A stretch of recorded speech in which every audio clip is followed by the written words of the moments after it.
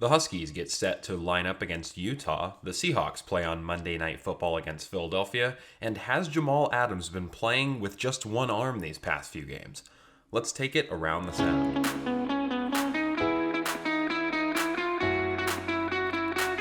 Hello, everyone, and welcome back to Around the Sound, an audio-only edition of Around the Sound. Due to 2020, the holidays, everything that's surrounding it, we will have just a few audio-only episodes of Around the Sound before we return to the studio.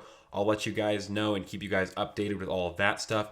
As always, you can watch or listen to Around the Sound on both YouTube or wherever you get your podcasts. It's just if you are one of those YouTube watchers, there will be no video version of Around the Sound for the next few episodes at least, but I'll keep you guys posted. We'll have a little bit of a hybrid or express episode today of Around the Sound. We get the Huskies and the Seahawks. We'll talk about both of them. We'll preview both of those games coming up this weekend, and we'll talk about a little bit of injury news as well. But if you haven't already, make sure you're following me on Twitter at @ThePeytonThomas and the podcast on Instagram at Around the Sound Seattle. Don't miss a beat. Of course, we have new episodes of Around the Sound every Wednesday and Saturday. Let's hop right into talking about the Huskies and Husky football. Of course, you had all of this commotion that we talked about earlier this week on Around the Sound between UW and will the Apple Cup be played. The Apple Cup was delayed at the beginning of the week due to WSU, the Cougs, not having enough players to be able to play due to COVID, contact tracing, all of the strict rules that the Pac-12 has put in place. Now UW gets to play Utah. Utah was supposed to play Arizona State this weekend. That game gets canceled due to COVID as well. Arizona State also can't field enough players, so it seemed like a match made in heaven for UW and Utah both to be able to play a game this weekend, since neither of those locker rooms have any positive tests that we know of, at least right now. But both sides were given very little time to prepare. Normally in a standard week of practice, you're starting on Sunday or Monday to work up to Saturday, and you have in mind what you're going to be working on against your opponent for that full week. Since UW and Utah both just found out that they were playing each other on Tuesday or Wednesday, you have that short week of practice where you have to prepare for your opponent in about half the time that you normally would. And I think that might contribute to sort of an odd game that we'll see on Saturday. That's definitely something to look out for. Maybe the teams might not be as prepared for each other, which can mean the play calling may not be suited as well for the opposing defenses because they didn't have as much time to watch film or run through the plays that they wanted to in practice. We'll have to see how all that pans out. So UW is favored by 7 points in this one, and the main reason is that Utah doesn't have the same running game or the same roster that they had last year. Utah was one of the powerhouses in the Pac-12 for the past few years. They lose Zach Moss out of that backfield, who's now the running back for the Buffalo Bills. They lost a few off the offensive line. 7 players from that Utah roster last year went in the 2020 NFL draft, are now playing on Sundays. That UW front 7 continues to get better. Utah certainly has regressed a little bit since last year just because of how many players they sent up to the NFL and graduated, sent through that draft. Massive part of the playmaking core is gone now for Utah. It almost seemed like their golden chance, their era at getting Pac-12 titles could be over. It'll be curious to see where the Utah football program goes from here, because Utah had chances to reach the college football playoff, fell just short once or twice in these last few years, and it might be getting to the time where that defense started graduating and turning over. Now you have Zach Moss, some of the playmakers graduating, turning over. There's a different Utah Utes team than the one that was on the fringe of the college football playoff in these last few years, and a different Utah team than we saw beat UW last year in Seattle. Like I said, UW's been trending up. Utah's been trending down. Utah's only game that they've played this year was a 33-17 loss at home against USC. That's tough to judge. USC's been a little bit sporadic this year, barely edging past Arizona. Then they beat Utah here.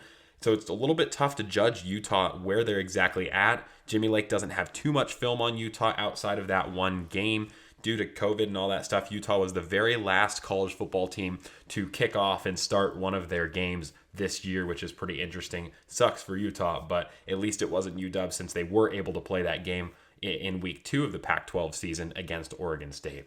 Let's talk about the UW offense a little bit, because this is going to be kind of the key to the game for UW if they're going to try to win against Utah. It's the rushing game. It's the rushing yards. So far this year in the 2 games, UW has averaged 250 rushing yards per game. And that is a complete script flip from the game against Utah last year, where UW could not run the ball at all. The reason they lost that game, a narrow loss, they had 53 yards on the ground in total, just 2.4 yards per carry, which is abysmal. That is terrible. And when you can't run the ball on a Utah defense that had a lot of playmakers in the linebacking core and in the secondary, the Huskies just could not get that much going on offense because you have to rely on the passing game so much. In this new era of Jimmy Lake with the Donovan offense, you're going to run the dang ball. You're expecting to maybe not hit that 250 rushing yards per game mark. That is a massive mark and a massive hurdle that you have to try to get to. I would expect that average to come down a little bit, but the rushing offense certainly needs to be above 53 yards. It has to be closer to that 250 mark than it needs to be to that 53-yard mark last year in the game against Utah. If the Huskies want to establish the run and be able to open up opportunities for Dylan Morris in the passing game, open up the playbook a little bit more, and hopefully catch the ball. And that's kind of the next thing, that the next key to the game for this Huskies offense is to catch the ball. The drops have been really, really concerning in the last few games. Morris's stats would have been much better through these past two games if his wideouts actually caught many of the passes he threw downfield. And Morris has not been perfect on a few of the plays that Jimmy Lake called for him, deep passes down the field, deep crossing routes outside the numbers. Morris has missed a few of those passes, which can be expected from a freshman quarterback. But I do have to say, there are several times where Morris did put the ball in the right spot on a crossing route or on an out route or on something outside the numbers, and his receiver had a great chance to make a play on the ball and catch it, and it was a flat-out drop. Defender maybe was there, wasn't putting that much pressure on. Overall, it was a ball that should have been caught, and his stats certainly would have looked better as far as completion percentage, yardage, if his wideouts were able to catch those passes. I do want to say, remember that Jimmy Lake said last week in the press conference after the Arizona game that game could have been 60-0 if his wide receivers could catch the ball. So Jimmy Lake, the same guy who's wearing a hat to the press conference that says run the dang ball, except for it wasn't dang, coming out in the press conference after Arizona saying that game could have been 60-0, just demolishing Arizona, which I don't know what that says about how much respect you have for your opponent. I do have to say I'm enjoying this kind of circus act press conferences between Jimmy Lake. He is certainly not one of the more boring coaches in college football. His press conferences have been absolutely hysterical, showing up with the hat, now sort of throwing shade at Arizona. I know he was talking about throwing shade at his wide receiver specifically for not catching the ball. But when you say that you could have beat your opponent 60-0 when you didn't, UW were up 37-0 in that game. But Arizona, remember, scored 4 touchdowns. That game finished 44-27, which is not 60-0. Saying that you could have beat them 60-0 when they did end up scoring 4 touchdowns, it seems just a little bit disrespectful, throwing a little bit of shade over there at Arizona. But hey, I'm all for it. Jimmy Lake throwing shade. It's fun. It's funny to watch from a third person from the sidelines. These kind of fanatics in press conference moments are certainly ones that ends up in the headlines. A few more notes that are going in UW's favor. Utah's starting quarterback for this year is now out for the year with a shoulder injury. And like I mentioned, Utah has only played 1 game to Washington's 2. Utah hasn't won a game yet this year. Washington, although they did play 2 lower-end Pac-12 teams, I would say, between Oregon State and Arizona, Washington knows what it's like to win. That team is confident. That team is more prepared. They've played double the amount of games. That one extra game can mean a lot for a football team that's starting to get into a mid-season rhythm when Utah is just starting up with only that 1 game played against USC. That game is another Pac-12 after dark on Saturday, so we'll have to see how that one ends up. Some other news surrounding the Pac-12, Oregon. Last night, the Ducks took a last-minute loss to Oregon State in the Civil War down there. A great, hard-fought game from Oregon State, who was led by that power run game that Washington saw in their first matchup. And the stock of Oregon State has probably started to rise. Washington barely squeaking by them in their first game of the season. Then Oregon State goes and takes down Oregon, a really, really impressive result. That power running game for Oregon State, Gebbia looks better. Oregon State's stock is certainly trending upward, and this Oregon loss really opens the door of opportunities for this UW team. UW always had the power within their own hands to reach the Pac-12 championship if they were able to run the table. But this Oregon team now has been exposed. They have weaknesses. Oregon State found some of those weaknesses. And with the power running game, UW has sort of that similar power running game with 2 or 3 of those backs in the backfield. If UW, when they come up against Oregon later in the year, can take advantage of that Oregon defense, similar to how Oregon State did, that could be a great game for UW that leads them to that Pac-12 championship game. Long way before we get there. I'm sure Jimmy Lake isn't quite worried about Oregon yet. I can tell you that. He's focused on Utah this weekend. That Pac-12 championship game can be theirs for the taking. With that Oregon loss, certainly opens up the door even more for Washington to possibly even be the favorite at this point heading later into the Pac-12 season. Like I said, that game on Saturday against Utah this weekend, then you start to get into the tail end of this Pac-12 shortened season. We'll follow the Huskies, we'll follow UW past this Utah game and see how it all ends up. Let's move on to the NFL. The Seahawks have Philadelphia on Monday Night Football. Last game against Philadelphia was that wild card playoff game last year we saw between Philadelphia, the 4 seed, and Seattle, the 5 seed. Josh McCown had to come in for Carson Wentz in that game, which I think finished 17-9 in the Seahawks' favor. I know DK Metcalf had a decent game and a big catch at the end of that game to ice it. It's like a 3rd down, and Seahawks needed a 1st down to end the game, and DK goes out on a play-action route. They didn't think the Seahawks were going to throw the ball, makes a great catch, and essentially ends the game, waves Philadelphia goodbye.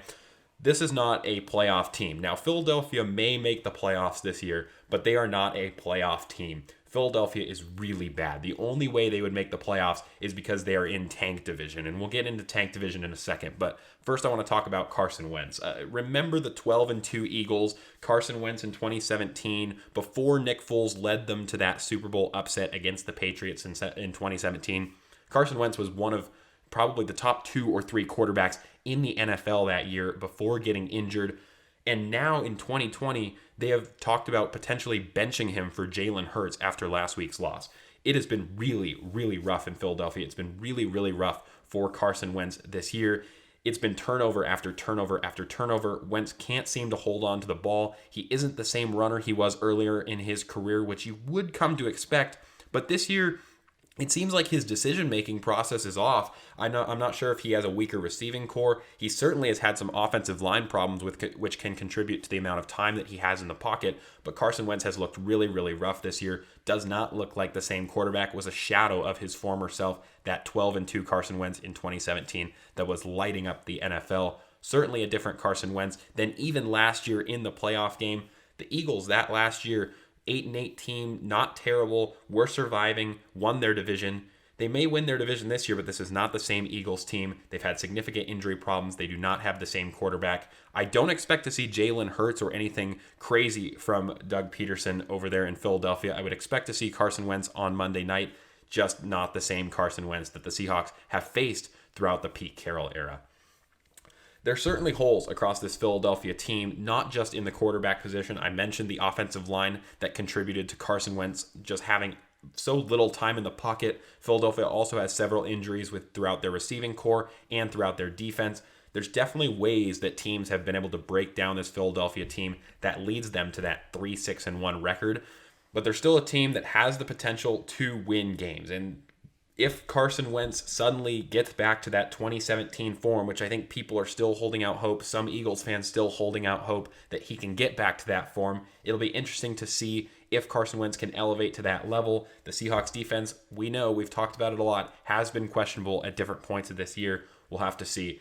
Important game for Philadelphia. We'll talk about tank division. Philadelphia sitting at 3-6-1. They took that one tie earlier in the year against Cincinnati. All of the other NFC East teams, the Washington football team, the New York Giants, and the Dallas Cowboys, all 3-7 going into this week, which means the Philadelphia Eagles are on top of the NFC East at 3-6-1. It is a very likely possibility that we could see a team that goes 6-9-1 make the playoffs in the NFC, which I would be slightly sad about because unanimous winner of worst playoff team of all time to ever make the playoffs was the 7-9 Seahawks in 2011. This tank division, this terrible division of the NFC East in 2020, whoever wins that division, if it's not Philadelphia, Philadelphia does have a small advantage right now because of that tie. if Philadelphia does end up winning this division, they would most likely strip that title of worst team to ever make the playoffs from those 2011 7-9 Seattle Seahawks. But the NFC East is just terrible this year. Between the football team, the Giants, and the Cowboys, the Eagles are probably the best of the bunch. But like I talked about, they have a guy at the helm in Carson Wentz that is not the same quarterback that they've had for several years. They've had injuries.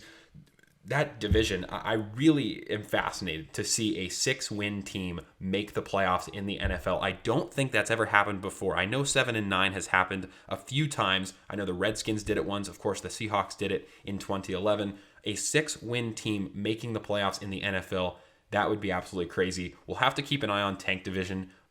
The Eagles leading that division, 3-6-1. Everybody else, 3-7. As far as the Seahawks offensive side of the ball, Chris Carson will be back for this game, which is the first time in 5 or 6 weeks that both Chris Carson and Carlos Hyde will be back healthy and in the backfield for the Seahawks, which completely changes the offensive dynamic of this team. The Eagles' strength is their defensive line, which has stayed relatively healthy this year. If the Seahawks are able to establish the run game on that Philadelphia front seven, they will have a massive, massive advantage for the remainder of that game. I think that if they can establish the run game, opening up opportunities in the secondary, Russell Wilson will be able to absolutely torch that Philadelphia secondary for the remainder of the game. Will the Seahawks come out and establish the run, Pete Carroll style, similar to the game last week against the Arizona Cardinals, or will we see a let Russ cook air raid passing attack that we saw out of the Seahawks in the first few games? Like I mentioned, I would rather establish the run here, or at least attempt to establish the run, because I think you can get a massive advantage if you're able to break down that Philadelphia defensive line. You're going right at the teeth of the defense, right at the most difficult part. I think you have to put faith in your offensive line. You put a little bit of faith in Chris Carson and Carlos Hyde to break some tackles and make some holes for themselves. If the Seahawks come out and establish the run game, now I could see the Seahawks winning both ways, trying to establish the run or just resulting and kind of retreating to a let Russ cook air raid, because I don't think the Philadelphia defense is as strong as ones that the Seahawks have faced in the last few weeks, like the Rams or like the Buffalo Bills. I think the Seahawks could get away with a let Russ cook air attack in this game and still win it. But I do want to see them come out and establish the run. I think it would be nice to see a similar win, a Pete Carroll style win, to the one we saw last week against the Cardinals on Thursday Night Football. It'll be curious to watch Seattle's defense on the other side of the ball attempt to force Wentz and the Eagles into more turnovers. But if the defense plays like it did against Arizona and the offense is able to come out and establish the run and break down this defense in both the run and the passing game, I could see Carson Wentz and the Eagles offense turning the ball over 3 times and the Seahawks defense only allowing 10 points. The Seahawks were able to hold the Arizona Cardinals to only 27 points, and this Philadelphia offense is absolutely nothing compared to Kyler Murray, DeAndre Hopkins, and that lightning-quick offense down there with the Arizona Cardinals. Let's talk about Jamal Adams now, kind of the last thing I wanted to touch on. We've talked a lot about the Hawks defense, and in the last few weeks, we've seen sort of a resurgence, but there are still significant problems on all 3 tiers between the defensive line, the linebacking core, and the secondary for the Seahawks defense.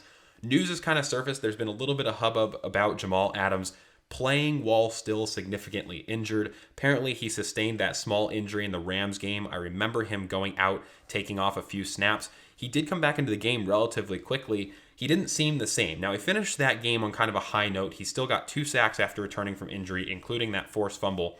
But there were a few plays where Jamal Adams in that game, especially in the run game, in his run support ability, just seemed a little bit timid. And then the turnaround on 4 days rest to play Thursday Night Football and play the Cardinals, Jamal Adams has come out and said, hey, that's really tough on a shoulder injury. I was practicing on one arm, trying to make it, trying to play in that Arizona game. I think he knew he was going to play. And according to Adams, who I want to reiterate, Adams is a talker. Adams is similar to a Richard Sherman type trash talker where he thinks his game is the best and his ceiling is higher than anyone else's. He can reach this level of stardom in the NFL that he has not already achieved.